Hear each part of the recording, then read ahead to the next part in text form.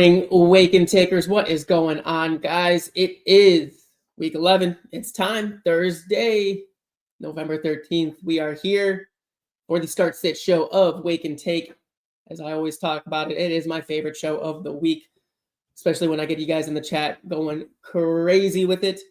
Hoping to see a lot of that today. Hoping to see lots of questions, lots of answers, lots of just fun. Let's play some ping pong today. Let's go back and forth. I got my guys as always. I got my guys locked and loaded. My starts, my sits of the week. But let's have some fun with it. Let's have some fun with it. We're in the grind. It's in the middle. We're dead smack in the middle of this of the fantasy football season. And I know injuries, records, the playoff hopes slipping away. Hopefully not, but maybe.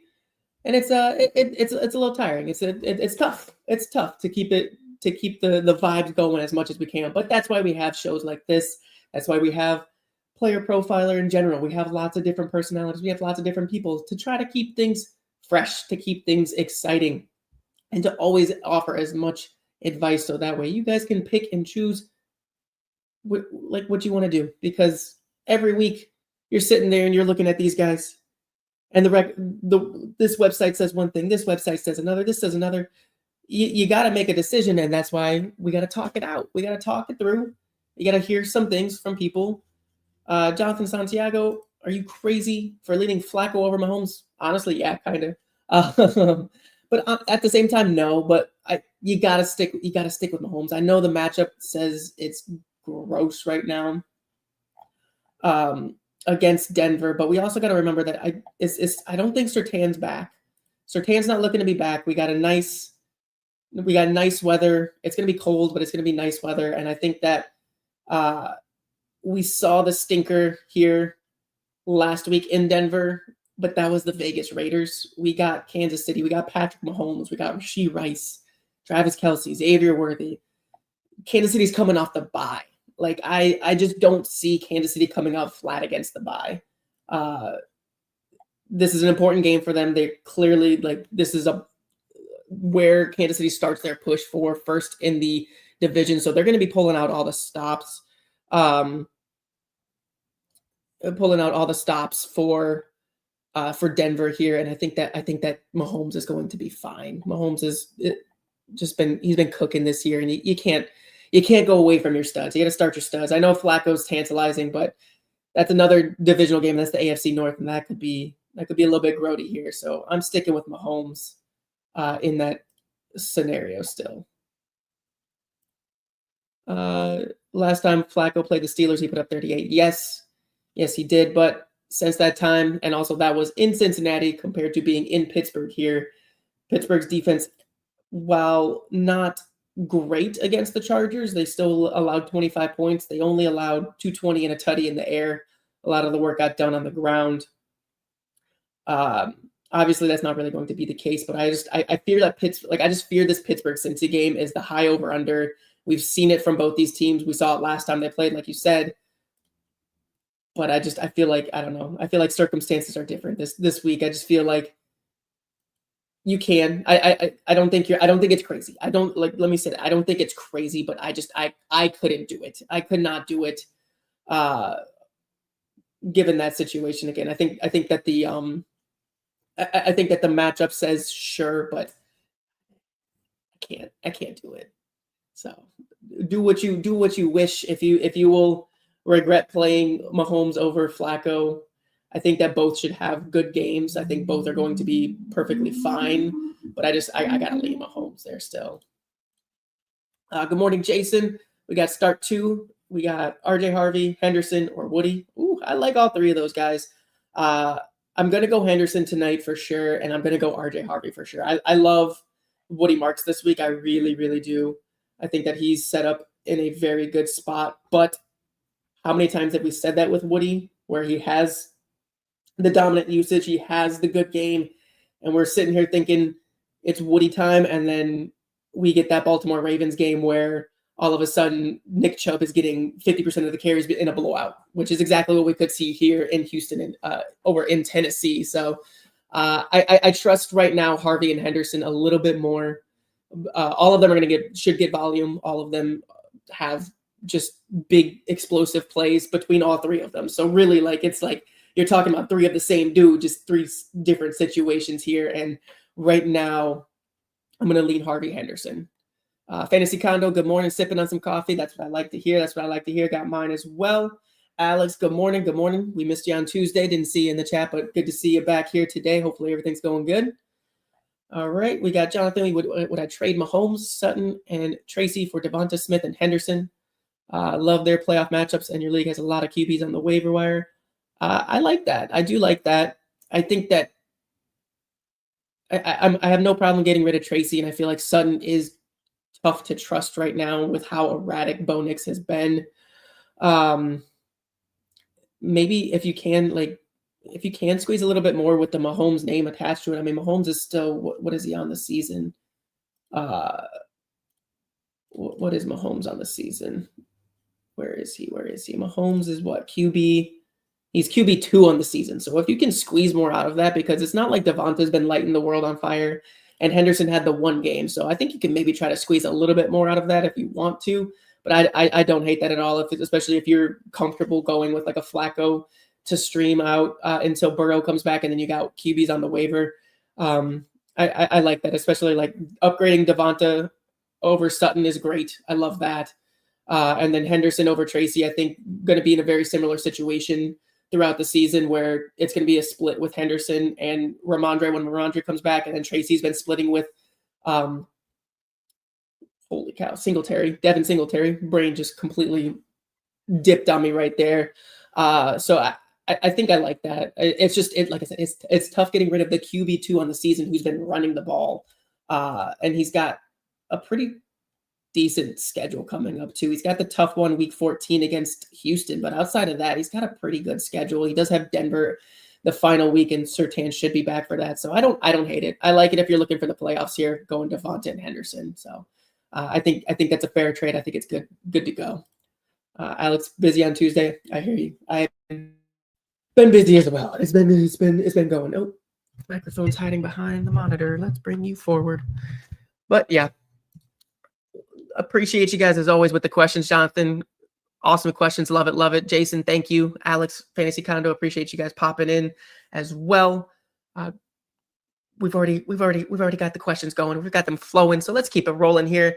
As always, just going to go through, the business side of it here. Make sure that you are following Player Profiler Now YouTube. Make sure that you're subscribed, hitting the like button on this video in particular and every video that we got out there. It helps us a lot.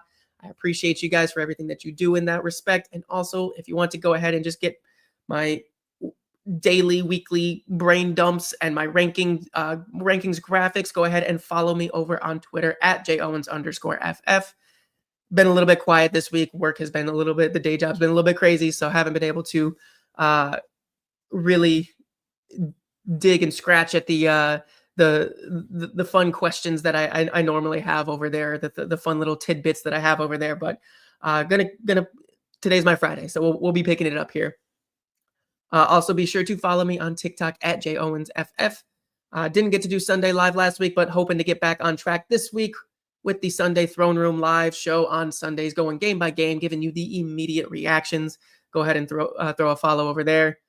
And let's get into business right now, guys. We got the Thursday night football game tonight. We got a little bit of a stinker. It's New England at the Jets. So we get the grossness of a Jets game. We get the grossness of no Garrett Wilson. We get the grossness of what is looking and shaping up to be a blowout, which means we're going to get a very quiet divisional defensive just yuck fest where for some reason the Jets can stop Drake May tonight.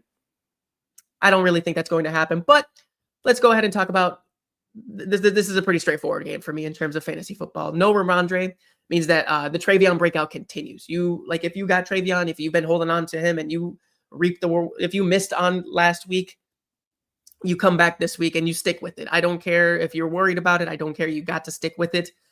You absolutely have to ride Travion right now with how explosive he is. He is turning into one of those guys that can take any touch to the house. We knew that the potential was there. We just had not seen it. And last week we finally got that. And hopefully Mike Vrabel can go ahead and just Ride that hot hand. Terrell Jennings is expected to play tonight, but I don't know how much work he's really going to siphon away from Travion here. Jennings left Sunday's game with a knee injury. It's a short week. It's the Thursday game that they're playing, so I don't really know how much work that Terrell Jennings is going to take right now. He might just be a depth piece right now. We saw D'Ernest Johnson get practically nothing once Terrell Jennings did go out on Sunday, so he seems to be just emergency depth. So as I'm saying here, the keywords are seems to be and should be, because with Mike Vrabel and the Patriots, I don't know. I never know. We've been saying that the Travion breakout's coming ever since Antonio Gibson went down. As long as like we had Ramondre fumbling on the goal line, and we're like, okay, it's got to be Travion Henderson time. It's got to be Travion Henderson time, and it hadn't happened. I'm hoping now that the toothpaste is out the tube, that we cannot just squeeze it back in. If anyone can do it, it is the determined bastards up there in New England if they wanted to, but they're cooking, they're vibing. They won the game that Travion broke out in, so I think that is just going to keep the vibes going in Travion's direction. We'll see.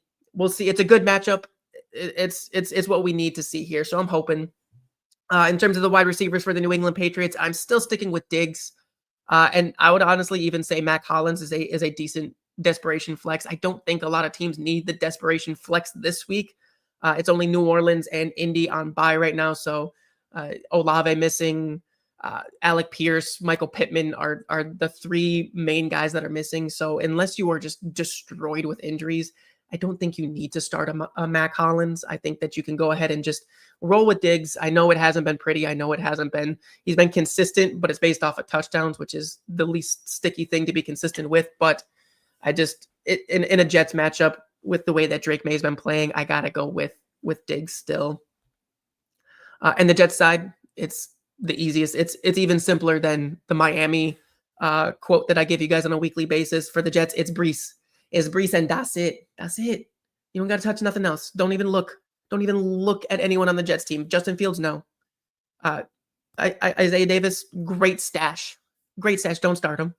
I don't even like. Is Tyler Johnson the number one wide receiver again? Like, no. There's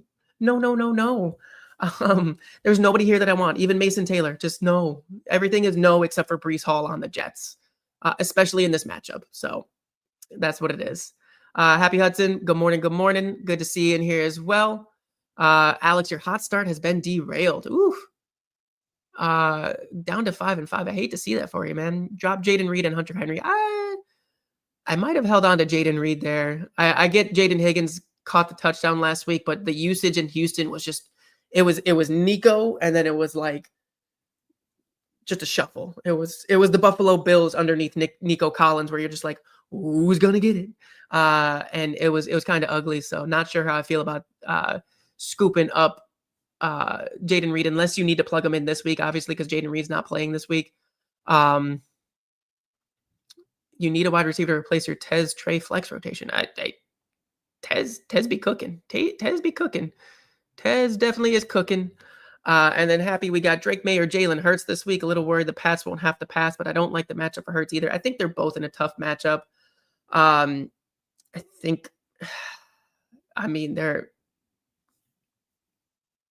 can you really go wrong? I would say they're both at home.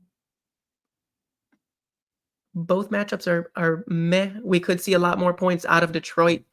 That's really tough. That is really, really tough. That is really, really tough. I don't think you can really go wrong either way. I know Hurts just had the stinker, but that was against Green Bay in the cold.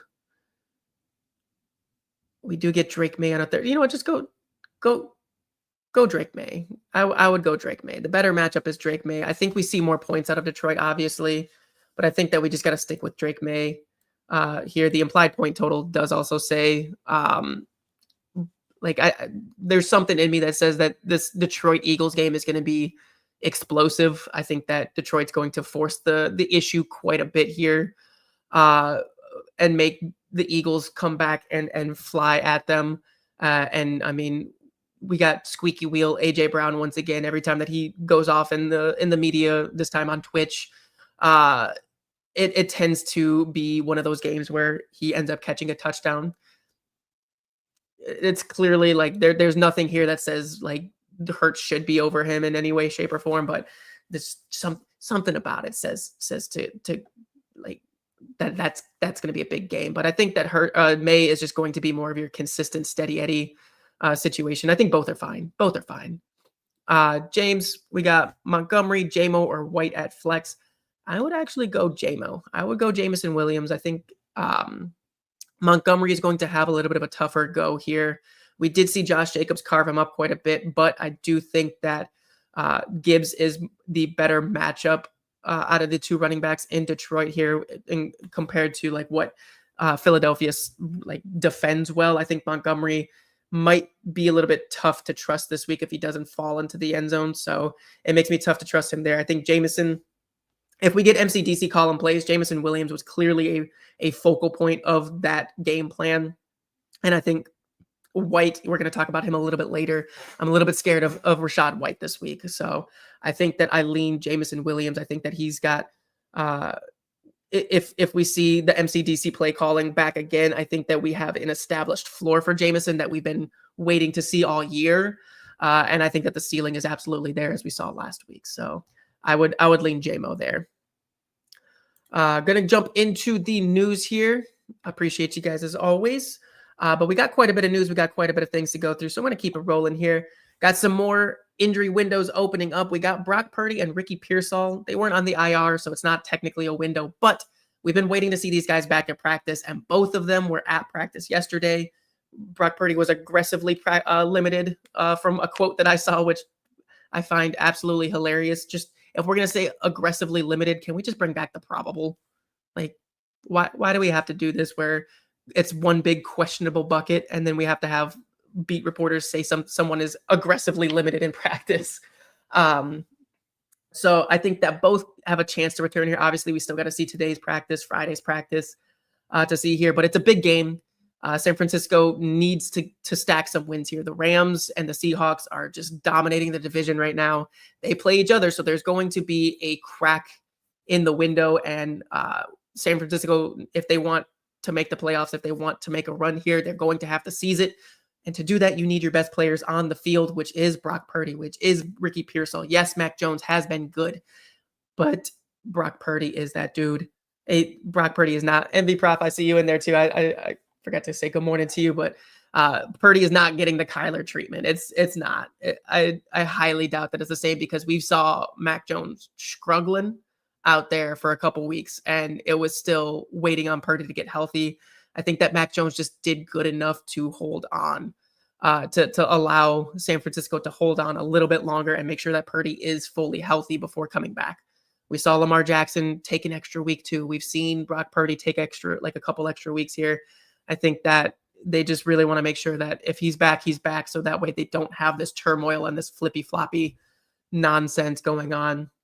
And also propping up Mac Jones for his trade value later, or maybe just Brock Purdy's trade. Who knows?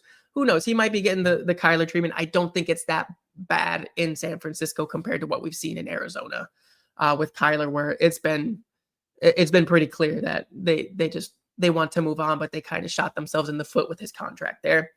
But would love to see both these guys back out there. Obviously, it muddies up the San Francisco pass catchers quite a bit, but for the time being, you're still sticking with Jennings. You're still sticking with Kittle. Even if Pearsall returns this week, I would still stick with those two in that situation here. Let's see here. We got JP. We got Jackson Hawes or Dawson Knox. Hawes has graded out as the 5th best tight end based on overall metrics. Kincaid may be out indefinitely. Sneaky ad. I do like both these guys as sneaky ads. We've seen there was another game that Kincaid missed. We saw Dawson Knox got the bulk of the snaps, but what we've seen from Dawson Knox is he has definitely been more of the blocking style tight end. He's kind of he's been in there, but the targets have always gone to Kincaid when he was in there. Kincaid had the low snap share, and I think that's what we will see out of Jackson Hawes here. That's kind of my sneaky whatever. I talked about Dawson Knox on Tuesday, but after digging into it a little bit more, I think that Hawes might be kind of stepping into the Dalton Kincaid role here. I don't think either are going to be great in terms of fantasy production. Maybe we saw Kate Otten. I'm sorry, not Kate Otten.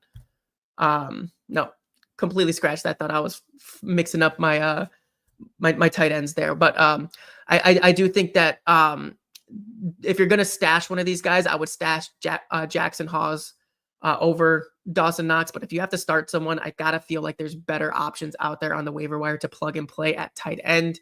But if you're desperate and you have it's these two, I would go Hawes over Knox. Just as, like I said, I think that Hawes is going to kind of slip into that Kincaid role where the snaps aren't going to be there. The snaps are going to be scary numbers, but the targets and routes when he is on the field are going to be enough to give you some relevance. But I don't think that either one are going to be I don't think that either one are going to be very good in terms of fantasy. I think that they're going to kind of combine to be Dalton Kincaid instead of Hawes is the Kincaid replacement. That's where I got. James, we got in another league here. We got JMO or Jennings F flex. I would go JMO again here. I think Jennings is going to be fine. I think Jennings is going to be good. He's going to be the safer floor for sure, but I think I'm going to be going for JMO. I want those big touchdowns. I want that Detroit offense. So that's where I'm going to go there. Alex, we'll talk about we'll talk some more about Higgins and AD a little bit later whenever you get back, if you can if you are able to make it back.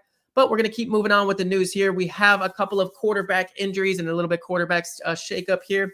CJ Stroud is still in the concussion protocol, and Davis Mills is prepping to be the starter, which, I mean, we saw it last week. Nico! Keep it rolling with Nico. I mean, it's quite literally, we saw this with the Texans with DeAndre Hopkins so many times where Watson goes down, the starting quarterback goes down, and it's just the backup quarterback looks at the number one big ass wide receiver that is big, strong, athletic, runs good routes. You take that guy and you hyper target him. Exactly what we've seen out of Joe Flacco up in Cincinnati. Exactly what we saw with Davis Mills last week. It's Nico Collins. It's Nico Collins. It's Nico Collins. And that's all that I want here in Houston, especially in this matchup this week where they might not have to pass the ball and put up 30-something points to beat Tennessee. So Nico, ride Nico.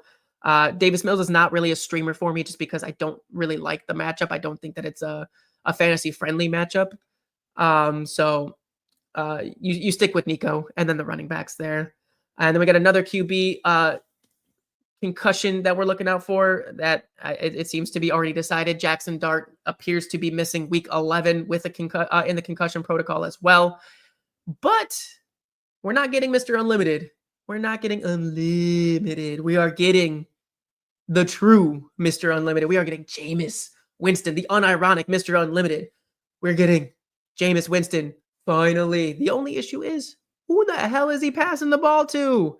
Obviously, Wandale. We've seen Wandale catch some deep balls this year. We've seen Wandale not just be the dedicated slot merchant here and there. It hasn't been consistently downfield. It hasn't been consistently outside of that slot realm, but we have seen it. We saw the Dallas game with the big bomb touchdown, and that's what I'm hoping for here, because our true alpha wide receiver in this room is Darius Slayton, and he missed practice on Wednesday with a hamstring injury.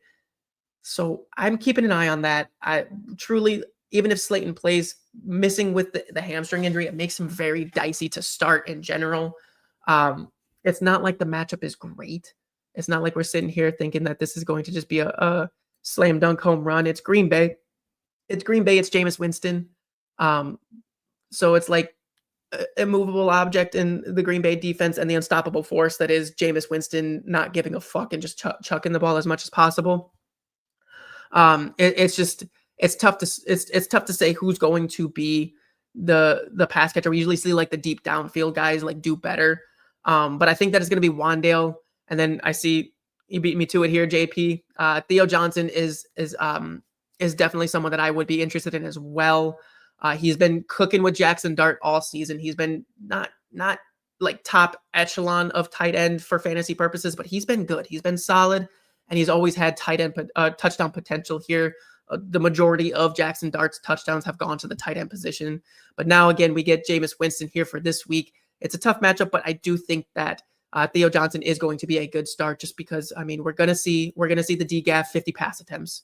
It's not like the running game is doing them any favors. So I definitely think that Wandale and Theo Johnson. And if you want to get cheeky in some DFS, I think that if Slayton misses, Jalen Hyatt is going to be a cheeky guy who could just catch one deep bomb.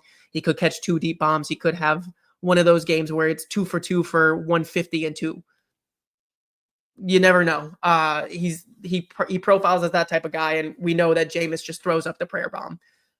He's not going to be running the ball like Dart was. He's not sucking out the pass attempts from the game here by rushing the ball himself. It's going to be get the ball down the field. And I mean, to be fair, he's not going to have a ton of time with this offensive line, defensive line battle going on. So that's why I'm mainly sticking with Wandale and Theo here. But like I said, if you want to get cheeky, Jalen Hyatt, if Slayton misses, would be fun. And if Slayton plays, he's not as cheeky, but he's there. MV Prof, Woody Marks this week. Yeah. I couldn't make him my start of the week because he's already properly ranked, but I love Woody this week for sure. But I'm also fully prepared to be hurt by Nick Chubb coming in and taking 50% of the carries and just being like, we got a couple. We're going to switch over to the running backs now. Going to start with the good news. Let's go with the good news. Good news. Bucky Irving was back at practice. Oh, finally. We have not had a timetable for Bucky. We just keep hearing not yet. And finally, he's at practice. It wasn't a full practice. He wasn't taking hits. He was working off to the side mostly. So it's not like he's going to play this week. I don't think Bucky plays week 11, but it is good to see. It is good to physically see him on the field. It's what we've been waiting for. Rashad White, Sean Tucker have filled in very admirably, but we want Bucky back. We want Bucky healthy. We want Bucky back to take us to the championships here. Is Joe Mixon alive? There has been nothing on him at all. I think that's the Houston media and Houston team it was a non-football injury, so they don't really have to give anything. Like, he's on the NFI list due to something he did in the offseason. I don't think the team's happy. Clearly he's not happy if he's not able to play and not making money, but it's 100%. I feel like they're just kind of burying this due to the fact that like he messed up in the offseason. He did something he probably shouldn't have been doing. He had been dealing with the injury, and then he shows up in a walking boot. And like I said, non-football injury is really the key here. And the fact that we just don't hear anything about it, we're not seeing Joe Mixon this year. This might just be the end of Joe Mixon's career. He might just be done after this, because it clearly shows that there's something going on behind the scenes that's not just the injury. Otherwise, I feel like we would hear about him being around the team. We would hear him about like any type of progress, but there's nothing. So I think that there's just a huge rift here because of what happened. I'm not sure what exactly happened, but that's just my completely out of, I have no ties to Houston, anything, but that's just my outside speculation. I have no idea what's really going on, but that's kind of what I feel. So crazy situation going into this year. A couple more running backs to talk about in the news, though. We got J.K. Dobbins injury update. They're still not decided on what they're going to do with him yet, but there are whispers that he could head to the IR if he's not able, depending on what some second and third opinions show. And if that happens, RJ Harvey to the moon. This backfield outside of J.K. Dobbins it's satellite back city. I mean, we got a bunch of dudes that are right around 200 pounds, if not well under 200 pounds, with RJ Harvey being the biggest of them all. RJ Harvey is the highest BMI, the biggest of the three backs that are left between Bidet, McLaughlin, and RJ Harvey here. So I think that if anyone's going to step into the J.K. Dobbins-like role, it's very clearly going to be RJ Harvey from a talent perspective and from just a body perspective. Like, who can take the most carries, who can take the most hits? It's going to be RJ Harvey. I know Sean Payton hasn't wanted to deploy him like that so far this season, but I don't think he's got a choice. If I had to take a guess at who's going to fill in the RJ Harvey role while RJ Harvey's filling in the J.K. Dobbins role, I think it's going to be Bidet.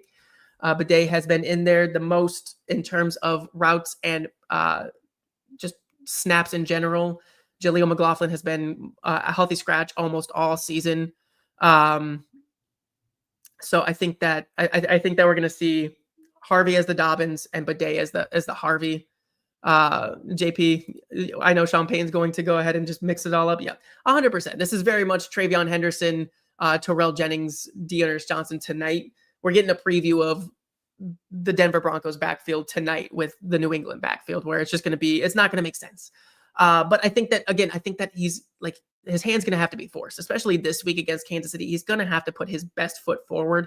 He can't get cutesy. He can't try to outsmart and outplay Andy Reid and Patrick Mahomes by putting out Bidet out there as the primary back. Who Bidet is the smallest of them all. Like, what are we doing? If we see that, I'm gonna riot. I'm gonna riot because it's supposed to be RJ Harvey time. It should be here. It should be finally here. Last running back that I have news on is going to be Pacheco. We've heard it since the beginning of the week that he's coming out the bye and he might need some more time before he returns. There was before the bye week, we heard he might come back after the bye, and then as soon as the bye week is over, it's like, no, Pacheco's not ready. So we'll talk about some of these guys a little bit later, but Kareem Hunt and Brashard Smith are definitely still on the radar. Don't worry about Clyde Edwards-Helaire. No. Let's see here. We got Dustin. Good morning. Good morning. Welcome in. We got Herbert on bye next week. Should you pick up and stash Purdy? If you got a stash spot, I would go ahead and pick up Purdy. What is the week 12 matchup for San Fran here? Let's see. I'm not even sure what the matchup is. And it also depends on who else you got out there to stash. Week 12 against Carolina. It's not even a great matchup. So I don't know if Purdy's a solid stash, but it really depends on who else is out there. I would honestly just play the matchups. I don't think you need to pick up Purdy. I don't think you need to rely on a guy that hasn't played all season for your 1 week filler. I think you can play matchups if you got anything better out there, because Carolina, they're kind of wishy-washy on the playing against quarterbacks. They did let Shuck kind of cook them, but I think that over the course of the season, we've seen pocket passers kind of struggle against them a bit. And I think that Purdy, coming off of the toe injury, is going to be more of a pocket passer for the rest of this season. So that's going to be my take there. So really, like I said, depends on who's out there, but it's not a bad stash. It's not a bad stash. MV Prof, we got JJ McCarthy versus Chicago or Flacco at Pittsburgh. I'm going to go Flacco there. We could see randomly the Minnesota game turn into a slow whatever, where it's going to be a defensive situation with JJ not looking good and Caleb Williams could pumpkin at any time. I have a hard time. I made him my start of the week last week. I have a hard time going back and trusting him this week. And Flacco has done nothing but show you that it doesn't matter the matchup. It doesn't matter what it is. That defense is going to cause a shootout no matter what. So I would stick with Flacco here over JJ. Dustin, you got Mariota, Tua, McCarthy, Stroud on waivers. Let's take a look. Let me take a peek at our week 12. We're doing some advanced homework here on Wake and Take. We got the week 12 peak ski here with some QB matchups. We got Mariota. Is Washington? I think Washington's on bye that week. No, I think Washington might be on bye that week. Yeah, Washington's on bye next week too. So definitely don't pick up Mariota as your as your Justin Herbert fill in for week 12. We got Tua. Are they also on bye? You might just be forced to be playing. You might be forced here. You might be your hand might be forced to go Brock Purdy, because I'm pretty sure Tua's on bye too. Yeah, Tua's on bye too. So and then last one you got on the list here is CJ Stroud, who is tough to trust here. So you might just be stuck with Purdy going into week 12. Week 12 at Buffalo for CJ Stroud. That might not be a bad matchup because it should be a high scoring game. So I'd be leaning Stroud or Purdy. I kind of want to see what Purdy looks like if he does come back before I give you any advice there. MV Prof, we got Pittsburgh might be a windy weather game, and or it's I still, with the chance of rain, I'm still leaning Flacco. I mean, it's not like he has to push the ball down deep to get points with Jamar Chase and T Higgins. It could just be slants all day, screens to Chase Brown and short stuff. So I do think that we get a little bit uglier of a game compared to the last Pittsburgh Cincinnati game. I talked about that at the top of the show too. Someone else was asking about Flacco over Mahomes. And I picked Mahomes there. I didn't pick Flacco, but in this one, I think, yeah, obviously Minnesota in the dome, a little bit better of a situation. bet higher over under, or is it? But I'm leaning Flacco still. Flacco has not let us down, and he's only got 2 more weeks here. So I'm leaning Flacco still in that situation. Dustin, one more here. We got Eagles and Bucks on waivers. Would you stash either of those for the end of season? Bucks have been kind of looking a little bit porous here. Oh, did I get rid of my? What am I doing? The Bucks have been kind of looking a little bit porous here in terms of defense, so it's been tough to kind of trust them. They did have the tough matchup. And the Eagles, they get Eagles don't have the best matchup either. They get the good. If you're looking to playoffs, I would go with the Eagles because they get Vegas week 15 at home, and then they get Washington week 16, who I'm not expecting Jaden Daniels to be playing much longer in this season. Like he's trying to come back in a couple weeks, but I fear for that, and I hope that the team just kind of shuts him down. For the Bucks, they got two murder matchups here. Arizona's been good. New Orleans okay, Atlanta okay, Carolina, Miami. I would rather stash the Philadelphia Eagles looking at the playoffs there. Those first 2 weeks are juicy for the Philadelphia Eagles defense. JP, would I actively go and get Isaiah Davis thinking about next year's Dynasty season? Hall will be gone and Davis maybe the lowest until the offseason. I think we're going to see someone else come in here. If you can get him as a throw-in, I would go ahead and do it because I think he's going to be a perfectly fine. But we also got to remember Braylon Allen will be coming back next season too. So it's not like it's just going to be Davis inheriting that backfield. I also feel like there's going to be at least a free agent, if not a decent draft pick invested into the running back position. We know the Jets got picks for days right now. So I think that it's going to be tough to trust. But if you can get him for super cheap, like a fourth, I would go ahead and do it as a throw in a bigger package. Go for it. I like him. I like the player. I like the situation. The team seems to like him too. Dustin, coming back to you here. Do I think it's necessary to hold on to Bigsby if you have Barkley? If there's a sexy stash out there that you need, if you're looking to the playoffs, I would just kind of hold Bigsby because we know it's a 1-for-1 replacement. There's no fear right now with Barkley's groin that we saw 2-3 weeks ago. So it's not a necessity. So if there is a better stash out there that you see, I'm always going to be one that pushes for the swinging for the fences rather than playing it safe and just burning a roster spot for a pure handcuff. But this is the time of year where if you are going to hold a handcuff, you do it. So if there's someone out there that seems worthy of it, go for it. If not, just hold. Don't. If it's a lateral move, if it's a lateral stash, don't do it. MV Prof Keenan Allen seems to be getting phased out. Agreed here. Should I drop him for someone not on the decline like Burden or Golden? I feel like Burden would.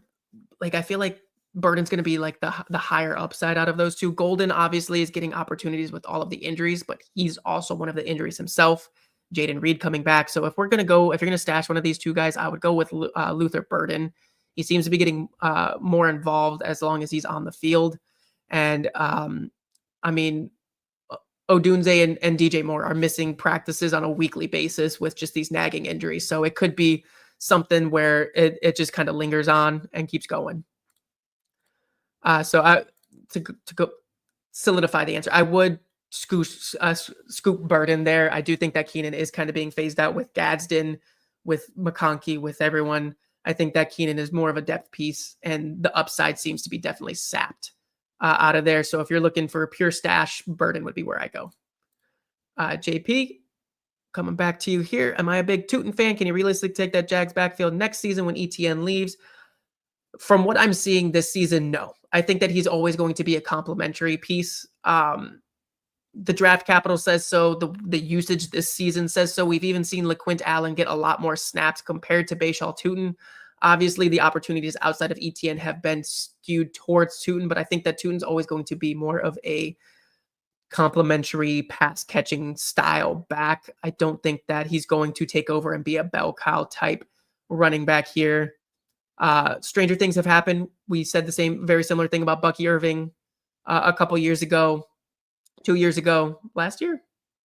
When the hell did Bucky Irving come in? Last year. Good Lord. On that note, I'm taking a sip of coffee real quick. Let's get the brain right. We saw it with Bucky Irving, which we know that's where Liam Cohen comes from. That was Liam Cohen's doing was Bucky Irving, but I just don't see that with Tootin. I don't think that Tootin and Irving are on the same level. I think that Tootin is going to always be a handcuff plus type back moving forward outside of this season where it's just ETN being ridden into the ground. Dustin, guy you're going up against has Marv. Should you snag Michael Wilson? If you got the stash, like a stash spot to burn and be petty, go for it. I think that there's still, I mean, most leagues should have at least someone usable out there, but I think that Michael Wilson is probably one of the higher upside scoops and starts. So if you got it, good gamesmanship right there. Appreciate that. Going to flip back over. Going to go ahead and use that right there because we still have some injury news to go over. 40 minutes in and I'm still talking injuries. Holy hell, guys. You guys got me going with the questions. You guys got me. You guys caught me monologuing. But going back to the NFL injuries, we got Marvin Harrison Jr., who was ruled out. He had an emergency appendectomy, so he will be missing week 11. Not a long-term thing that I'm expecting him to be missing for a while, but still at least week 11 here. Trey McBride, good God. Like obviously it's not like you're going and getting McBride because he is an untouchable fantasy player right now. But if you got him, just bow down to the greatness that we are witnessing right now in Trey McBride with Jacoby Brissett. It's everything we everything we had seen last season with Kyler Murray, with the targets, with the yardage. But guess who's actually finding them in the damn end zone? Jacoby Brissett. Thank you, Jacoby. Thank you. Love these pocket passers when it comes to my fantasy weapons. But Trey McBride to the just like not even to the moon, to Pluto. Like he's going all the way. And then as you said, Dustin, Michael Wilson is going to be a priority pickup and play for anyone that needs a plug and play wide receiver here. I think the volume is going to be good here. He's the clear number 2 on this team and will be the clear number 1 now in terms of wide receivers. We saw Zay Jones get placed on IR with the Achilles. So really, I'm expecting it to be McBride, top dog, Michael Wilson, number 2, and then we're going to see Greg Dortch kind of be mixed in there. Not enough for me to say go start Greg Dortch unless you want to, like I said, if you want to be cheeky and you want to do some DFS silliness where you try to get like a low percentage play, Greg Dortch will be my guy there. And then in terms of like the running backs, DeMarcado should be the primary back on the ground, and he's one of the more explosive pass catchers on this team right now. There should be more targets here to go around. Bam Knight is banged up. He is still like projected to play, but we saw it last week where DeMarcado kind of started to take over and was a little bit more of the hot hand with the big play. So I think we see DeMarcado get worked back into the fold after his early season blunder that we saw. And then one more wide receiver that I wanted to talk about was Parker Washington. He popped up on the injury report, missed Wednesday with a hamstring injury. Still waiting to hear full updates on Brian Thomas as well. I expect Thomas to play this week, but regardless, with everyone kind of being banged up, Jacoby Myers is the healthiest wide receiver in this room. We saw him get used more than I expected with 3 days of practice. So I expect Jacoby Myers to be fired all the way up, and I have no problem starting him this week, no matter what. Like I love Jacoby Myers this week. I think he's going to be a good volume play. But that was the NFL news. Thank you guys for all of the questions. It took us a while to get, it was a long winding path. It was not the linear path that usually happens, but I love that. I'm not one for the same dusty old trail. I like to have the mix and match there. But I kind of been talking about some DFS guys, and what better platform than Fast Draft here, as you can see in the bottom right-hand corner of your screen. If you use code JOwensFF on Fast Draft for your first deposit, you get a $50 deposit match. They're running weekly free Quick 6 Super Slam entries. Top prize gets, I think it's like $100 of promotional funds to go ahead and keep rolling in the DFS streets over on Fast Draft. I love Fast Draft because it's fast, exactly like it is. I don't have to worry about salaries. I don't have to do all of this nonsense. I get to go in. If I do the Flex 6 Frenzy, I get my 8-man pod. I do my quick draft. I get my guys. I get to mix and match and kind of get a little bit fun, a little bit crazy with the multipliers, and I love doing it. I've been trying my hand at the Quick 6 Super Slam weekly as well with the free roll. So it's a lot of fun. You can really just mix and match here. You don't have to just go with chalk in the quick six super slam. It rarely ever actually works out that way, as you all know. But to talk a little bit more about it, to give you guys more of the details, I'm going to pass it over to the podfather. Pour one out for an incredible best ball season. It was a breakout 2025 for Fast Draft, but now the NFL action has started. That means it's DFS season. That's right. You might think, oh, wow, DFS, I can't win DFS. Oh, but you can on Fast Draft. You just pick any 6 guys and you put them in a handful of booster spots. There's no salary rubric you have to follow. You're not going up against thousands of killer bots in these tournaments. Oh, no. These are regular people grabbing their 6 favorite plays of the week, and that's all you have to do. And we post the ownership so that you can choose how much chalk you want. There is no drafting. It's called the Quick 6 Super Slam. The Quick 6 Super Slam is the signature DFS contest at Fast Draft. It is changing DFS. We are making DFS great again. So go to fastdraft.app and use your host promo code for a $50 deposit match. And let's go start drafting faster.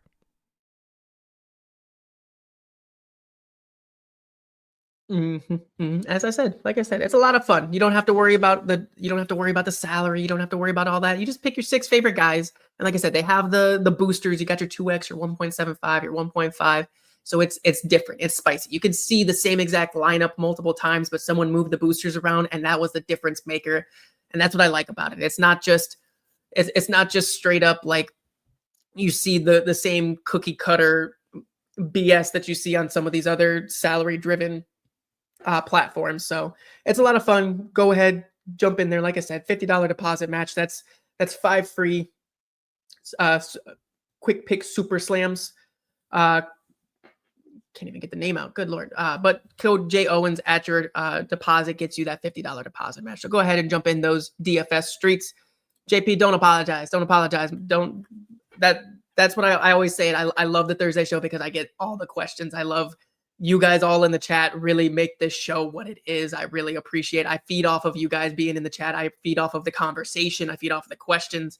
And I mean, there's guys that I want to talk about that I don't always like put in the show sheet. And you guys are always right there in my brain, just picking them out for me. So I appreciate that as well.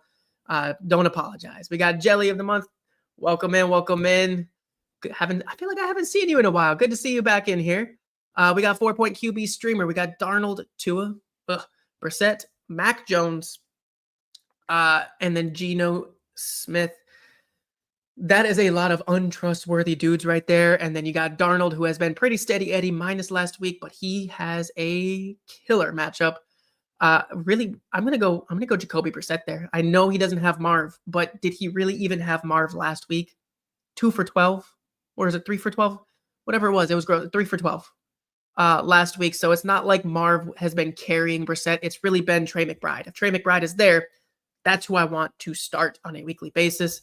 And I mean, hilariously enough, thank you you guys are just setting my segues up perfectly this week.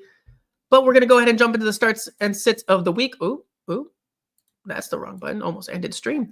That's the wrong button. We're going to go into the starts and sits of the week. And my QB start of the week is exactly who I just said you should start as your streamer. It's Jacoby Brissett. Jacoby Brissett has been absolutely amazing for fantasy football. He's been revitalizing for the Arizona Cardinals as well. And it's just, I don't expect it to stop. Even if it's like, even last week, it was garbage time. I get it. But garbage time counts for fantasy. I don't give a damn if they were down 44-22. Garbage time counts for fantasy football. I expect a bit more of a competitive game, but the San Francisco defense is not scary this year. I think that we see good offensive output on both sides of the ball, and I think that both defenses are good, not great. So I think we see quite a bit of points here. And as Jacoby Brissett's been a top 12 quarterback in all 4 of his starts.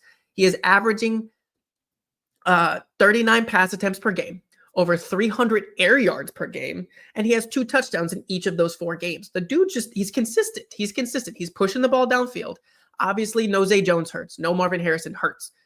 I get it. That does kind of make me feel a little bit nervous, but especially in those options that you gave, Jelly, that Brissett's the one that I would go with easy.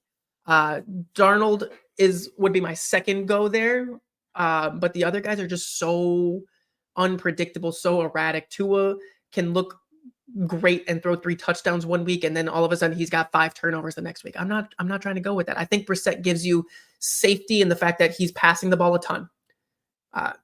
He's passing the ball a ton. The run game's not really working here in Arizona. And it's just Jacoby has been steady Eddie, and he still has the prime weapon of Trey McBride. If he was missing Trey McBride, I would go ahead and be terrified. I would not be suggesting to start Jacoby Brissett anywhere, but having Trey McBride, having that guy out there. And I mean, honestly, look, Michael Wilson, he doesn't have superstar power outside, but he still has the depth. DeMarcado, a perfectly good pass catching back. Michael Wilson, a perfectly good wide receiver. Greg Dortch, we've seen Greg Dortch do the craziest shit on a like when he needs to. He is the perfect next guy up in Greg Dortch because he's got that dog in him. He's got that fight. He's tiny, but man fights for it. So I think that Jacoby's going to be perfectly fine. I think that the matchup is good. I think that we are going to be in store for another fun week of NFC West matchups. So go ahead, fire up Jacoby Brissett with confidence this week, Jelly. Good luck. I'm rooting for you there. Dustin, also coming to your point here, do I think that Trey Benson comes back next week? I hope so. We haven't got an update on him this week, which is strange. Like, his window should be open, but we have no update here. So it's one of those things where maybe it's a situation to monitor, but they need a guy like Benson back here, especially with Bam Knight being banged up. I think that once Benson does come back, he's going to be perfectly fine. I think it's going to be a split. I don't think it's going to be Benson. But I think we see Benson DeMarcado like we did that 1 week window that we had with Trey Benson in the James Conner role. Yeah, JP, they have also been using Elijah Higgins a lot lately too, who underrated tight end there, but absolutely there's still options there. And Jacoby is a smart, methodical passer who can go ahead and dice up teams like that. So appreciate you guys. I told you guys are in my brain. You're just in my brain, and you're helping the flow of the show. I appreciate it. My QB sit of the week. QB sit. It's going to be Marcus Mariota. Marcus Mariota is my sit of the week. He is somehow finding himself as QB 13 in the consensus rankings, and I don't understand that one bit. He only had the QB 13 finish last week because of garbage time. It was pure, like, he looked like basura the entire game until he got 2 late touchdowns. So I don't expect garbage time to be a factor here with the Miami matchup. It's in Miami. Miami has been the most erratic offense in the entire league. The most erratic team in the entire league. 1 week they are rolling, they're feeling good. You're sitting there and you're like, oh, this is going to be they're every time you think that they're going to be competitive, all of a sudden they lay an egg. And then when you think that they're going to roll over and just die, it's like they come out and beat the Buffalo Bills. And that sums up the Miami Dolphins this season. And they're coming off of, we saw so many games last week where the teams coming off of a big win. Carolina, big win against Green Bay, comes out flat against New Orleans. Buffalo Bills, big win against Kansas City, come out flat against the Miami Dolphins. Miami Dolphins, big win against Buffalo Bills. Guess who's going to come out flat? It's going to be the Miami Dolphins. Miami Dolphins are going to look bad this week. And really, Marcus Mariota needs garbage time to be relevant this week. He has no weapons left, guys. There's nothing here. There is literally nothing for him to pass to. He has Deebo Samuel with a hurt heel still, who has not looked good since week 5. He has Robbie Chosen Anderson and Zach Ertz. This is Dust City that Marcus Mariota is working with. The average age of his top 3 pass catchers is 32 years old. That's like, what? And then the run game's not doing him any favors. We have the 3-headed monster of Chris Bill McNichols that aren't helping him. I get it. Mariota, if they get to the goal line, can have some goal line rushes and can vulture a touchdown. That's well within the cards, well within the range of outcomes. But there are so many names on this list that I would much rather start over Marcus Mariota. Aaron Rodgers, I would rather start Aaron Rodgers over Mariota. I'd even rather start Sam Darnold over Mariota. JJ McCarthy, I would rather start. Jared Goff, I'd rather start. Hell, I'd even start Geno Smith over Marcus Mariota because I do not trust, and very clearly, Jacoby Brissett down at QB 19, my start of the week, very much over Mariota. Mariota in my rankings is going to be, you're not even going to be able to see it. You will need a magnifying glass to find Marcus Mariota in my QB ranks this week. The weapons aren't there. The matchup isn't there. I get it. Miami has been cooked before, but they looked good against Josh Allen last week. I don't expect the offense to look good this week, but I think the defense is fired up. The defense is playing pretty damn good. And I just don't see it. I don't see it. I think we see the under. I think we see a gross game. And I just don't think that either of these offenses are going to be supplying fantasy relevance outside of Devon Achane. So I am very much not starting Marcus Mariota. QB 13 is insane to me. Again, you will have to literally be flipping pages on my rankings to find where Marcus Mariota is this week. Sorry, I had to take a deep breath after that one. I kind of went great white shark mode. Eyes rolled to the back of my head on that rant. Bryce Young is neither your start or sit. That kid could just go and lay down as a Panthers fanboy is rough. Yeah, Bryce Young's been looking real rough. I'm hoping that he can do enough to keep my boy Rico afloat, and that he can just go ahead and he knows the assignment. The assignment is get the ball to Tedero and McMillan when he's throwing it. But the damn kid can't hit Tedero and McMillan, who's a big dude. Like, I can't tell you how many times I saw on Sunday where Tedero and McMillan is like, he had separation and he had opportunities to catch the ball, but he's having to reach back. He's having to reach back every time. He's turning his body. He's having to go in crazy situations to catch. He did have one bad drop. I'll give that one to Bryce Young. Tedero had one bad drop, but there's so many times where I just see Tedero having to literally reach, he's a classic painting. He's a classical painting out there, and it's been ugly, man. I'm sorry that you have to deal with that. There are a Lions fan. I've been through the dark times. I can tell you that. It will get better when, I don't know. I've had to wait 30 years for this. So I can't give you any hope for the now, but I can tell you that it'll come eventually. My RB start of the week. It's going to be, we talked about it a little bit earlier, Kareem Hunt for the Kansas City Chiefs.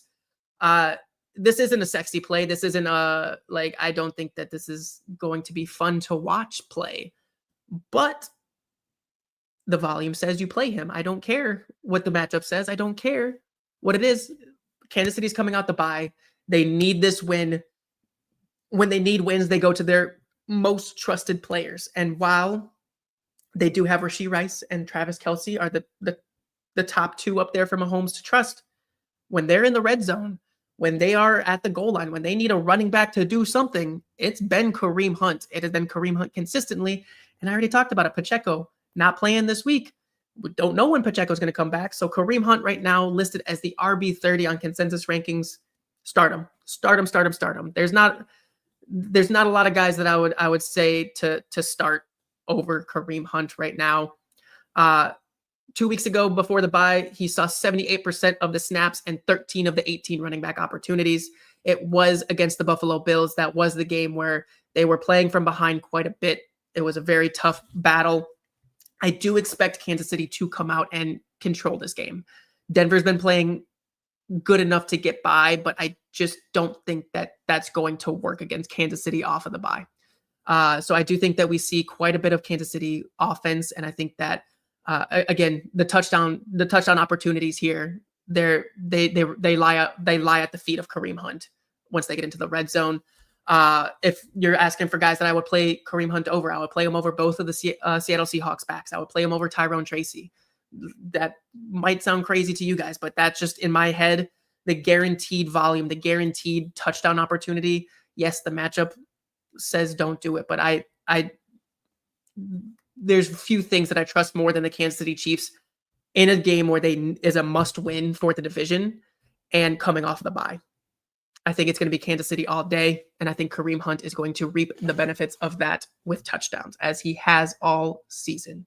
He's I had it pulled up earlier. What is he? He's top He's like top 10, top 7 in total touchdowns this season. The dude's got a nose for the end zone, and this offense is cooking. This offense is cooking, and Kareem Hunt will get lots more touchdowns as long as Pacheco is gone. Dustin, would I rather hold Bigsby or stash Purdy for next week? If you need, is this for your Justin Herbert situation? I'd rather hold on to Bigsby.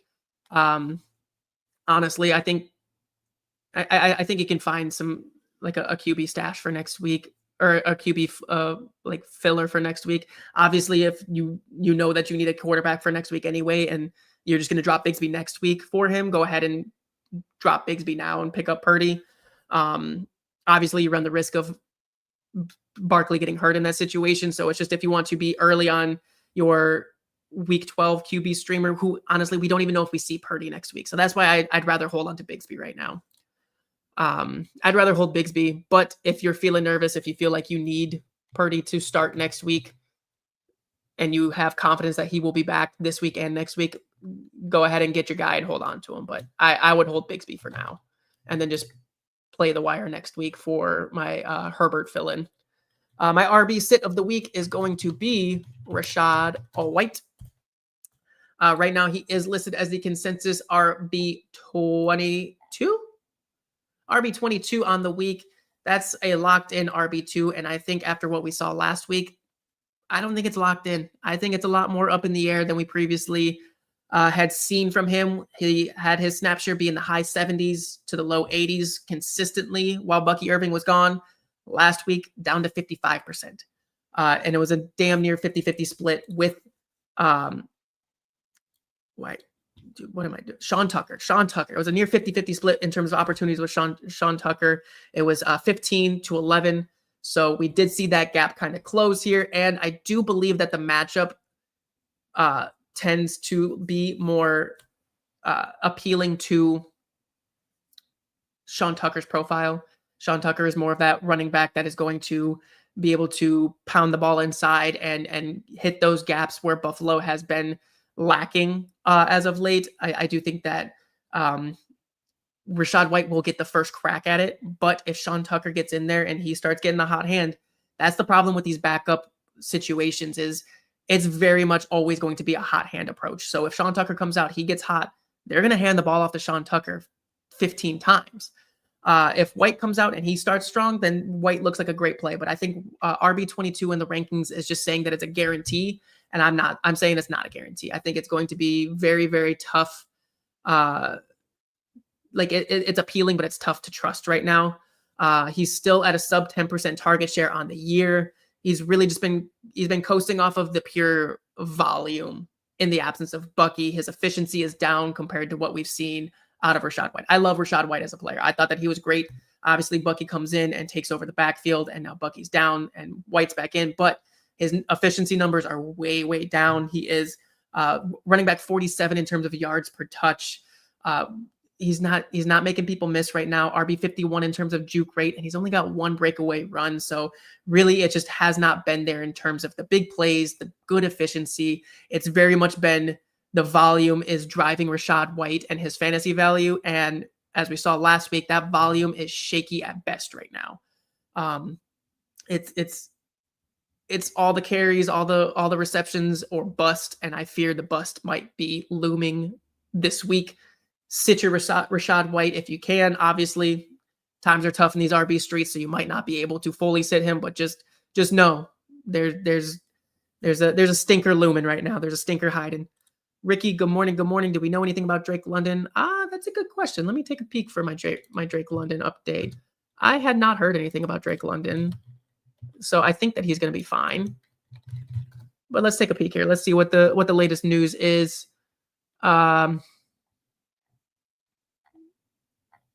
He seems to be fine.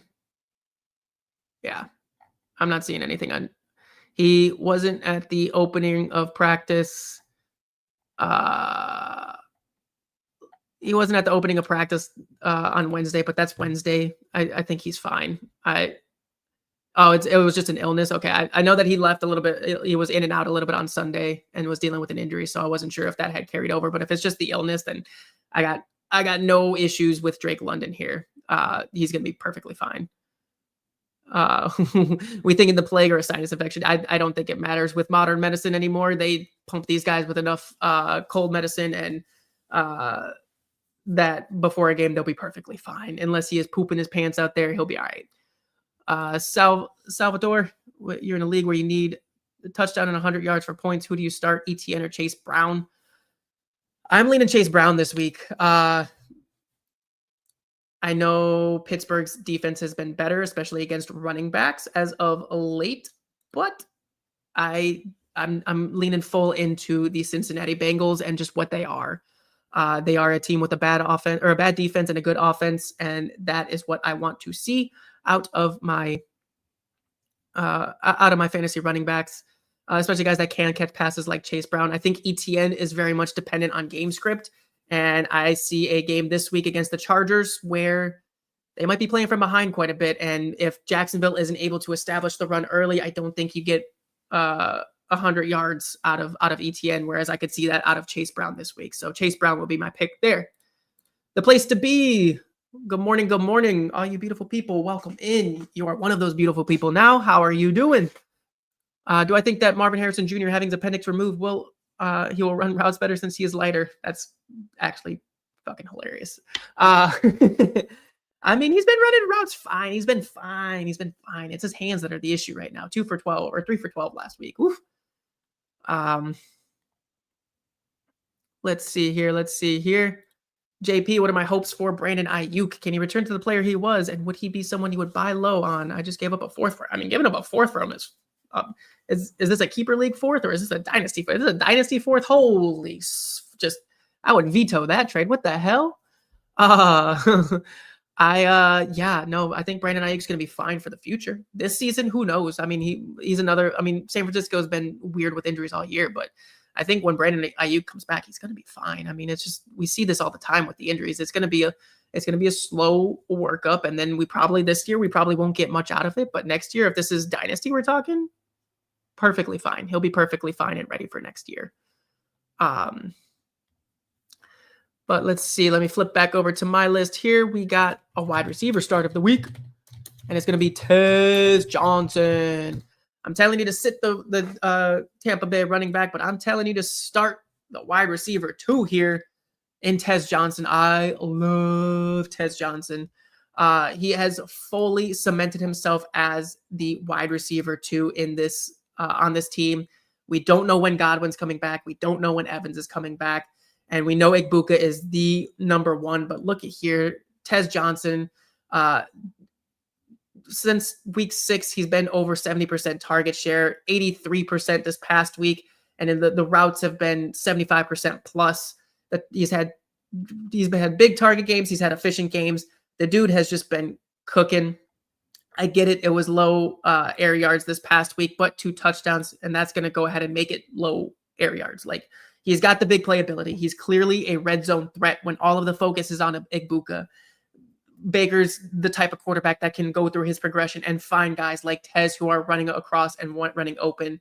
He's gelling right now with Baker. It is just a beautiful thing to see right now. He's running out of the slot, 32%. We know that Baker loves the slot. We know that the Tampa Bay Buccaneers love hammering their slot guys. So 32% of the slot's nice. The team is running the 11th most pass plays per game currently. And I mean, like I said, we had a couple weeks there where it was a little rough with Baker. I think that was injury driven. Obviously, no Igbuka made it tough as well. No Mike Evans, just kind of the turmoil, the back and forth has been tough. But Tez has been absolutely cooking. And when Baker is targeting him, he's got a 129.9 QB rating. That's the 3rd best rating for all wide receivers. He's been doing great. He's been making it easy on Baker. He's got a 2.37 separation, yards of separation, which is the wide receiver 2 on the year. And like I said, he's really solidified. He's come on as a rookie here and just really stepped into the role of the perfect complementary piece. We didn't think he was going to have a shot here this season with Godwin, with Evans, with McMillan, and then the injuries just thrust him into this role, and he's firmly grasping it. He's firmly grasped the role, and he's not letting go until they are prying it out of his hands. So keep rolling with Tez Johnson here. We got a good matchup with Buffalo. I think it's going to be a high-scoring matchup for sure. So keep it rolling with Tez. I love Tez this week. Let's see. Yeah, in Buffalo, so a little bit cold, but it is what it is. Thank you, Ricky, for getting my my SpongeBob reference there. Firmly grasp it. Michael, let's see. We got a big in here. We got you.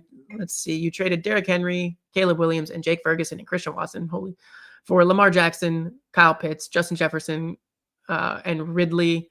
You got Bijan JT. What the hell? I feel like I've asked you this question before, and you've told me this was 12-man, but I just have a hard time believing. I like the getting Lamar Jackson out of that. Justin Jefferson, iffy. I think Derrick Henry is going to be fine here coming up, and Jake Ferguson is a steady tight end. Ridley, don't care. He's not going to even look at your lineup. So, but yeah, I mean, getting Lamar Jackson is always a good feeling, and I feel like he's playing good. He's going to be got some good matchups here, so I think that's solid overall. Ricky Tez will be staying on your bench behind Lamb in London, deservedly so. Yeah, you're not starting him over your studs, but he's definitely Tez as a flex play for sure on a weekly basis. Dynasty was the one where you got Ayuk. You worked out a late third, early fourth in a multiplayer deal. Okay. What is my strategy on buying? If you can buy, like if the injured player is someone that you believe in the profile and you're not needing the production right now, go buy them. As the value is never going to be lower. I got no problem with it. The only time I would say don't do it is if you're sending picks as a rebuild to go pick up these guys. Like if you can do like late picks, or if you can send some veterans to go get these injured guys, I would do that for sure. But always play the market. Always be playing the market in Dynasty, where if guys are struggling because of injury, if they're trying to play through injury, go buy them low, because we know that when these guys get a full off season to heal, they're going to be fine. Alex G, you need to start one in PPR. Also, good morning. Welcome in. You got Diggs, Henderson, or Higgins. T. Higgins, is it T. Higgins or Jaden Higgins? I would start T. Higgins if it's T. If it's Jaden Higgins, I would go Henderson for the big boom. I think that Henderson is going to be is going to have another good game tonight. I think short week. Terrell Jennings isn't going to have time to heal. And so it's going to be tough. So I think for sure, like I said, if it's T. Higgins all day. If it's Jaden Higgins, I would go Henderson tonight. Place to be, you're trying to buy Hampton, but the price tag is too, and it's tough with the rookies to buy low on them. So sit one, sorry, T. Higgins. So I would sit Diggs. Sorry, I was completely misread the sit. I thought it was start one. So yeah, sit one, I would sit Diggs. I'd start Hendo and T. Higgins for sure. So yeah, I think that's a pretty good setup right there. Yep, absolutely. JP, last question. Of course, are Anthony Richardson and Jonathan Brooks totally dead? I think Jonathan Brooks not totally dead. Injury bitten for sure. Not really someone that I'm actively going to acquire, but someone that I'm hoping for here. Anthony Richardson dead. Appreciate you dropping in though, JP. MV Prof. Drop Corum or Keenan for Burden for the stash. I would drop Keenan if you're looking for the stash. Keenan, like you brought it up earlier, he's been he looks like he's getting phased out. His snaps have been low all season. We just had the early season boon in routes and targets. That kind of has cooled off, especially with Gadsden stepping in and being another mouth to feed in this Chargers high volume offense. Corum's been looking pretty solid as a handcuff. I think that he is going to be the one that you want to hold on to for sure. And I like Stash and Burden for sure. Let's see here. I lost my train of thought. We are at my wide receiver sit of the week, and it's going to be a guy that I told you guys to go trade for, but it just hasn't been panning out the way that I expected. And this week, I don't like it. It's Zay Flowers. We got a tough matchup against Cleveland. Obviously, we know that the Cleveland, if they're going to be beat, it's going to be in the air, but it's also going to be a cold, rainy, windy projection in Cleveland. And for Cincinnati, that doesn't scare me as much when I've been talking about the Cincinnati-Pittsburgh game. It doesn't scare me as much over there because It's not like Joe Flacco and the Cincinnati Bengals are going to beat Pittsburgh by running the ball. Baltimore can go ahead and just chip away at this brick wall that is the Cleveland Browns running defense. They have Lamar Jackson, who's dynamic. They have Derrick Henry, the battering ram, and even Justice Hill and Keaton Mitchell have been very good when called upon. So I think that this game is going to be gross. It's going to be ugly in Cleveland, and really Zay Flowers has been a little bit disappointing. He's been a solid floor. He's been very much a floor play, and that's kind of why I said to go trade for him. I liked his matchups later on in this season. He was my trade for the playoffs type guy. But really just what we've seen the past couple weeks has been good, not great. And that's just kind of sums up Zay Flowers' career. So right now he is the wide receiver 19 on the week, and that's just too high. Again, I get it, the matchup, I get it, everything, but the weather and just the fact that he hasn't been doing it in better matchups kind of has me concerned. The ADOT's still super low. The targets are there, so that's why the floor, like, he's definitely a floor play. But if you're looking for some ceiling here and you got other options, I would be looking to those other options. He's only got 32% of the air yard share. That's wide receiver 33, wide receiver 76 in terms of ADOT. Really what he's been working on is yards after the catch. He is wide receiver 4 in that territory, but only 1 touchdown. So really it's the same old story, different season for Zay Flowers. And in a game like this where I'm calling for the under. Again, it's an ugly weather game. It's going to be gusty. It's going to be cold. It's going to be a little bit rainy. I'm looking more at the running game here, and for Baltimore to really just kind of take the air out of the ball on this one, and that does not bode well for Zay Flowers. It's still a 24-point implied total for the Baltimore Ravens, but I'm calling the under on this one, so I think it's going to be lower than that. I think it's going to be a gross AFC North game that we normally see in Cleveland. So I am staying away from Zay Flowers this week.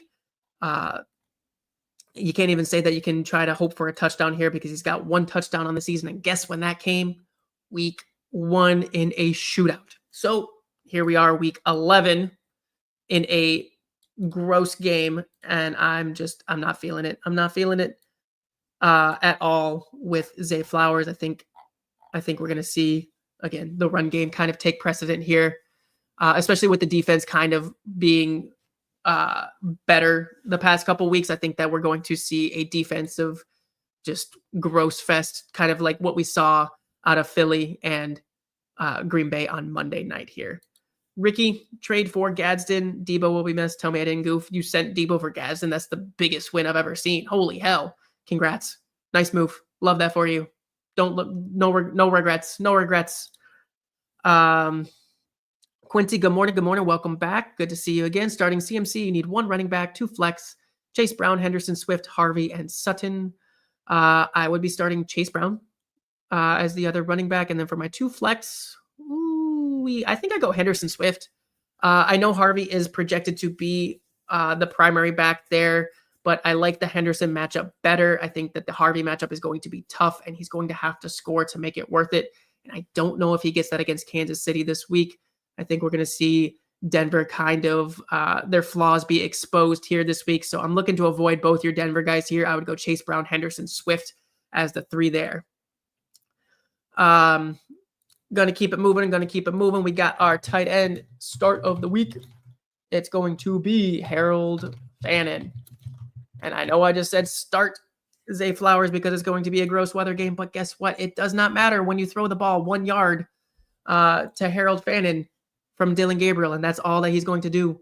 That's all that we've seen. And I know that Njoku got the touchdown last week, but the targets, the routes, they have been heavily favoring Harold Fannin.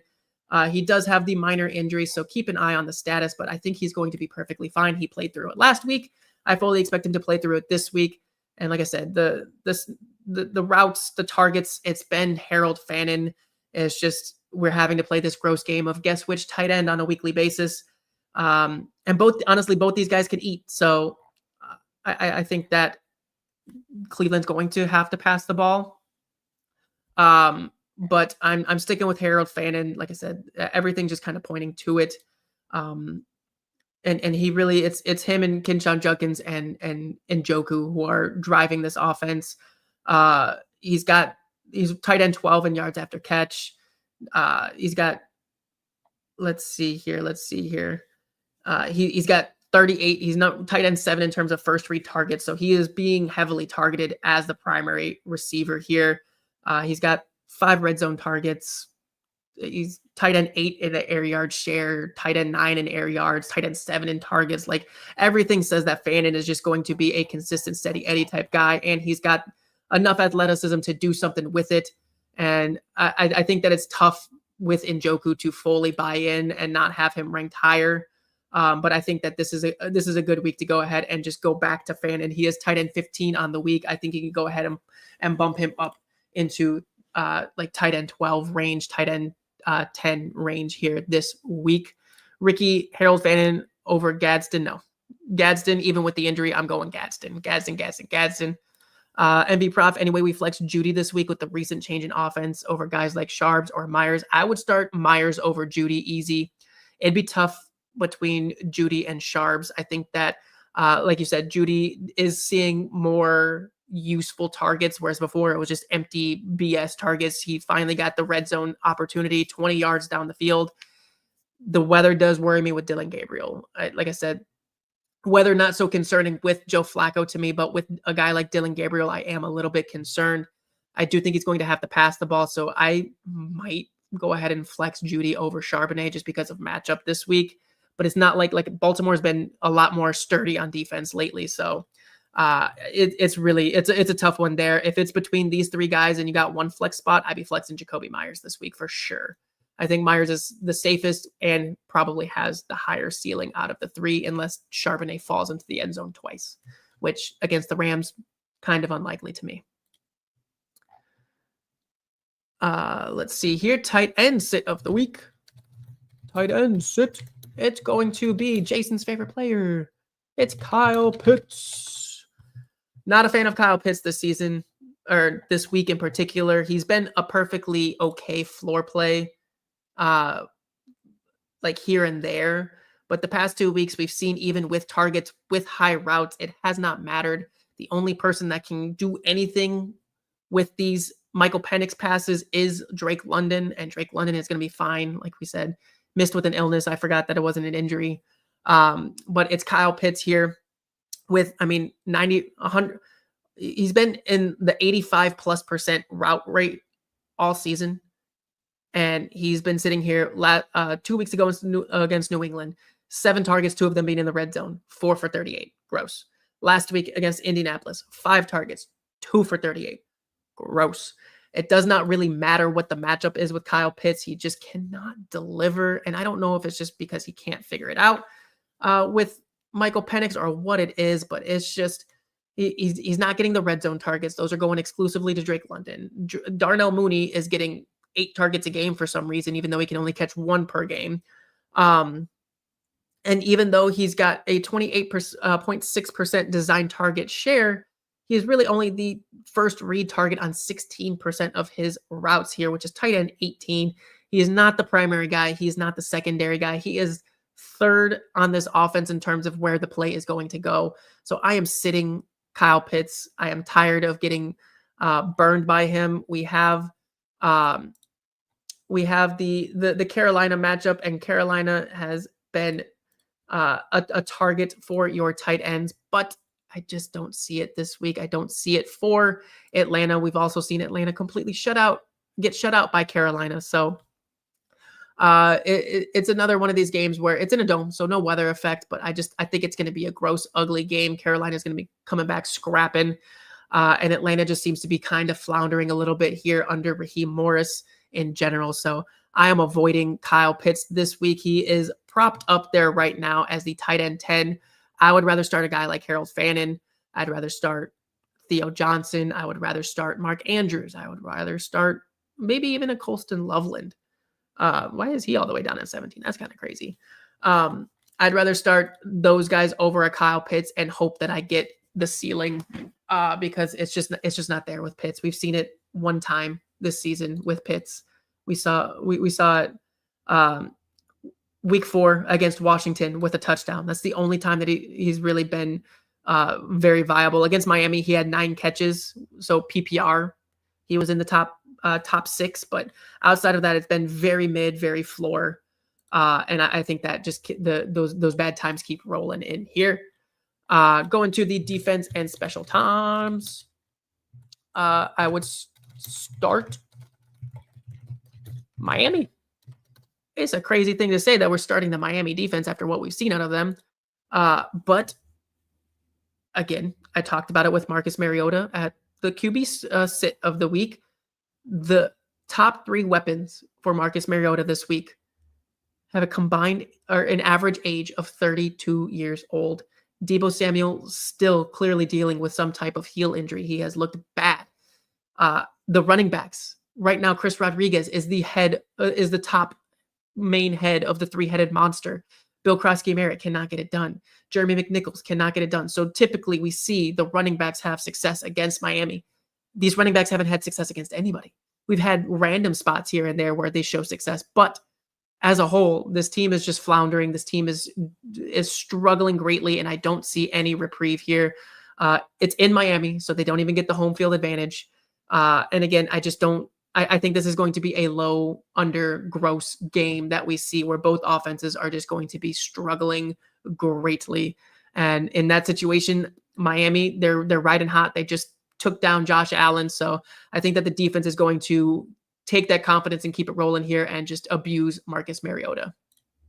MV Prof, does this mean you should be trying to sit Njoku or you like him too? I'm fine with Njoku. I like Fannin better out of the 2 Cleveland tight ends just because Fannin gets more of the targets. He's the more reliable option of the 2. If I had my pick between the 2, it's always going to be Fannin for the foreseeable future. Njoku is fine because he's also involved in this offense, and Dylan Gabriel loves his tight ends, and he is a weekly touchdown threat, which is what you're looking for at your tight end position. So I like Fannin better, but I like Njoku as well this week. Ricky Tua will turn the ball over to Waddle a lot. I hope so. I mean, really, that's the Miami blueprint for NFL and fantasy is get the ball into Waddle and Achane's hands here. My defense and special teams sit of the week is going to be the Minnesota Vikings. A good defense, not great. They've struggled here and there against some players, but really the running game has been their fatal flaw, their Achilles heel, and Chicago's run game has been no joke. That offensive line looks good. Swift and Monangai have looked good, and Caleb Williams has been getting the job done. He's been lighting up the box score. He's been lighting up scoreboards. It hasn't always been pretty for Caleb this season, but he's getting the job done. He's riding hot these past 2 weeks. And honestly, it's a divisional game. And I think that Ben Johnson has really invigorated the Chicago team in general. They're tied for first in the division. And I don't think that they're going to take that lightly. Usually we see like we can just kind of turn to the morale of Chicago and they're just heads are down, even if they steal a win here or there. Right now, they're not stealing wins. They're demanding and earning the wins. And we've seen Minnesota struggle throughout the year. We've seen JJ McCarthy put the defense in bad situations. We've seen it all. And I think that we're going to see it again this week. There hasn't really been enough for Minnesota's offense to really force the issue. So I think that Chicago is going to be good here. Chicago is going to be high upside because we've seen McCarthy put up the prayer balls. We've seen the interceptions. We've seen the fumbles. We've seen a lot of questionable stuff from this Minnesota offense. And I think that Chicago is in a place where they can control this game with the run. And that usually leads to the defense looking pretty good when they are able to suck the air out of the ball. So I'm sitting the Minnesota defense. I think that Chicago just has success all around here. Going to flip back over before we go to the espresso shot of the week. We got start 1 wide receiver, 2 flex. We got Quentin Johnson, Darius Slayton, Jacoby Myers, Tajay Spears, and Kareem Hunt. My 1 wide receiver would be Quentin Johnson for sure. 10 targets last week. I can't go away from that. Darius Slayton is interesting because I don't know if he's going to play. He missed yesterday's practice with a hamstring injury. So For safety's sake, I would say Jacoby Myers is locked in flex in that other spot.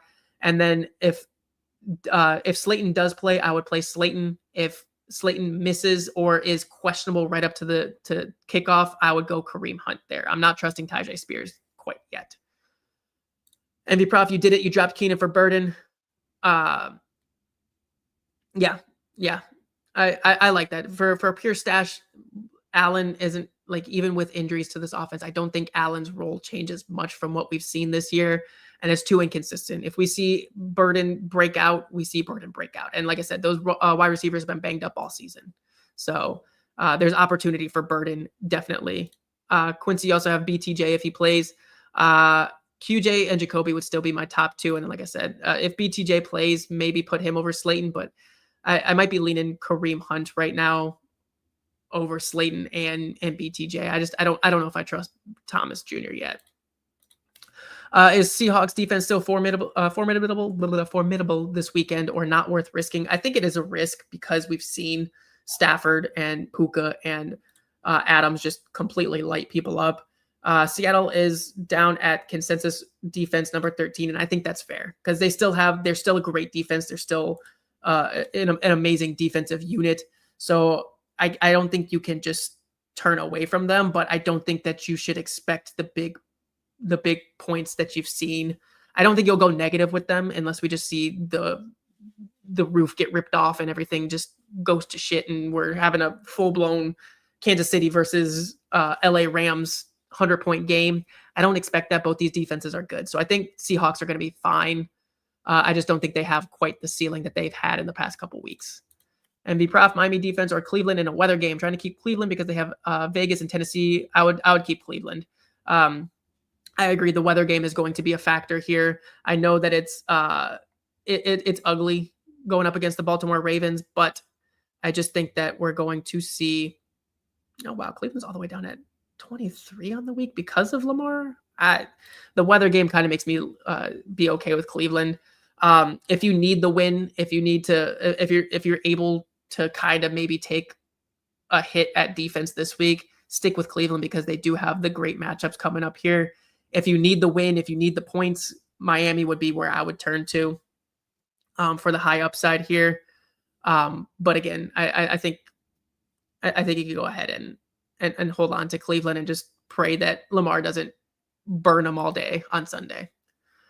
Going to go ahead and flip over to the Week 11 Espresso Shot. Apologies, guys. Another beefer of a show today. I am not looking to go an hour and a half every week.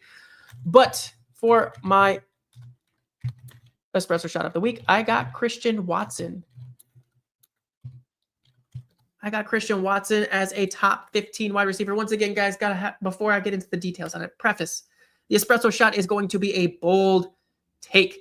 It is not something where I'm saying this is a lock. This is not where I have Christian Watson ranked in my rankings. You will see those come out sometime this weekend over on Twitter. This is not where I'm ranking Christian Watson. This is my bold take. This is my, if you need a Hail Mary, if you need a DFS, just pray for me here, 2-touchdown game. This is what the Espresso Shot is, and that is why I'm saying Christian Watson as my Espresso Shot is going to be a top 15 wide receiver this week. The injuries continue to roll in. We do not have Jaden Reed back this week. We have Romeo Doubs questionable with a chest injury that forced him out of the game on Sunday, and I get it. The 4 targets isn't great. That's been what he's been getting every game he's been in, but snap share going up on a weekly basis up to 82%. He's fully back. Route percentage up from 70%. Up from 54% in week 8 up to 87% this past week. He is heavily involved. He is going to be one of the primary wide receivers for Jordan Love this week. I think that the matchup is a lot better here. We get them against the New York Giants. And guess what? The New York Giants are really bad at defending outside wide receivers. Christian Watson is going to go ahead and torch this defense. This defense is struggling. We get Jameis Winston, so we have the potential for the shootout. It's not a guarantee because Jameis doesn't have a lot to work with right now in New York, but you never doubt Jameis Winston. We could see some turnovers. We could see some positive field positioning for Green Bay, and I think that Green Bay needs to get Jordan Love back into a flow because he's looked bad. And how do you do that? You have a get-right game against a defense like the New York Giants. We saw it a couple weeks back with Romeo Doubs getting the 3 touchdown game in a get right game for Jordan Love. And then with Doubs being injured, with Golden being injured, with Jaden Reed being injured, who is there to be the beneficiary with no Tucker Kraft? Who is the beneficiary? It's Christian Watson. Christian Watson, top 15 wide receiver, is my Espresso Shot hot take of the week. That's all I got, guys. That's the Thursday show. That is the week 11 start sit show. I appreciate you guys as always. Thank you so much. If you haven't already, please be sure to hit the button at the bottom to like and subscribe here to this video, to the Player Profiler Now Plus network.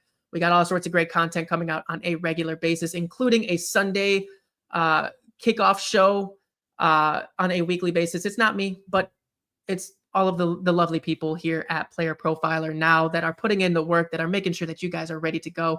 So make sure you're subscribed. Again, please like the video. If you like the video, share it with your friends. Don't bogart me to all to yourself here. I as always appreciate you guys. You guys make the Thursday show so much fun. You guys even had the Tuesday show popping. So you guys have been amazing. Appreciate you. I will catch you guys on Tuesday. As always, be safe out there.